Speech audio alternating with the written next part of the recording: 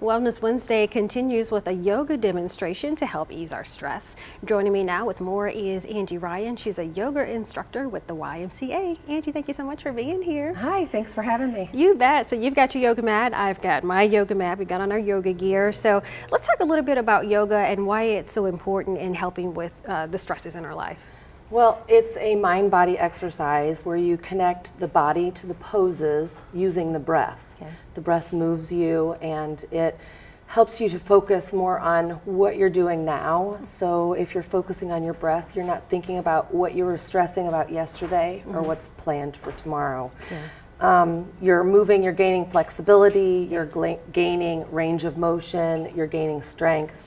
And it helps with an overall sense of well-being and calm. Yeah. And so you teach yoga classes at the Y. I've taken yoga classes, not at the Y, but there's always like one or two guys in the class, and I have to pick on them because we have some guys and they were not very flexible, but there was just this one guy that was like super flexible. Overall, are guys less flexible than women are? Usually guys have a little tighter joints, a little less flexibility. It takes a lot of core strength to move into some of the poses that look a lot harder. It's not just about flexibility, so it's a little of everything. And using props is okay to get you into a place where you can work up to a pose. All right, well, let's do some poses. All right. We'll just kind of come and stand at the top of our mat, finding four corners on your feet, putting your hands at your heart center. We're just going to ground our feet, maybe lifting your toes, lifting up through the crown of your head.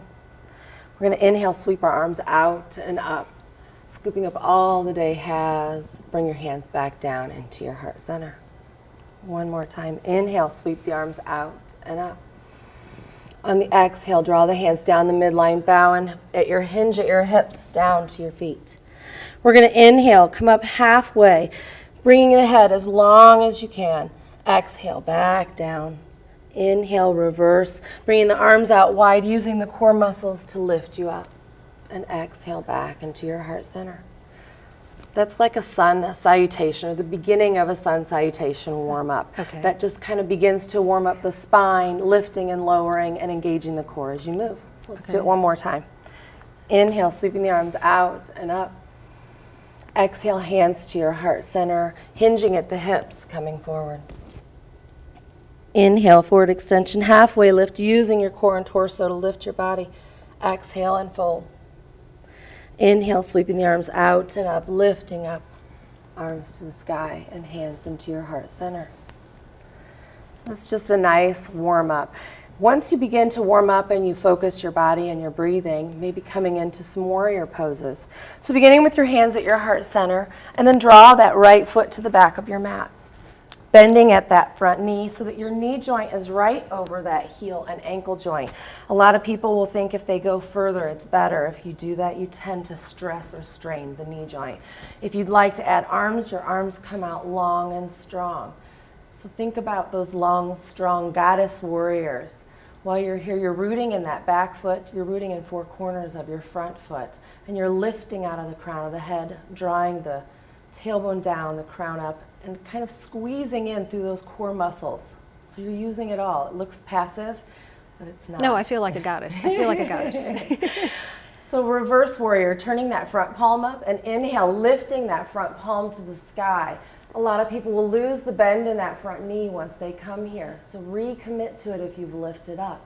That back hand can come back to the hamstring or wrap around to that opposite hip. Inhaling, coming back to that warrior two series. Then from here, we're just going to engage the core muscles and draw back the back foot to the front. We'll try tree pose. We can try it. We can try it. So tree pose, finding balance on your mat, finding balance on 2 feet, bringing your hands into your heart center, beginning to focus on your breath, bringing your awareness in your body and on your breath, finding four corners on your feet, and pressing gently into your palms.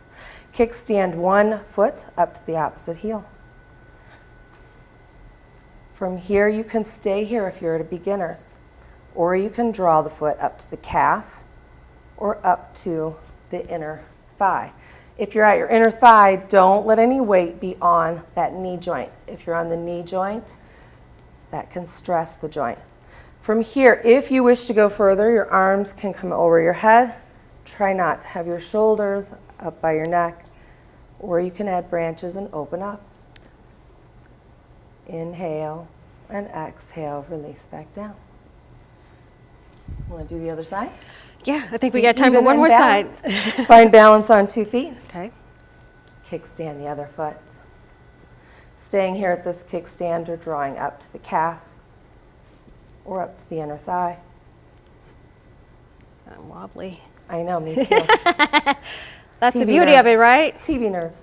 That's the beauty of it. Staying here or arms overhead as I fall over. Staying here or opening and adding branches. I came out of pose. And it's perfectly okay to kickstand. I think we're out of time, Yeah, Angie. Julie, thanks for letting me have fun with you. Namaste. Thanks so much for being here. To learn more about the classes being offered at the Y, head to their website. It is springfieldymca.org. And stick around for a check of today's top stories. Plus, meteorologist Joe Crane has your Wednesday weather outlook next on Good Day Marketplace.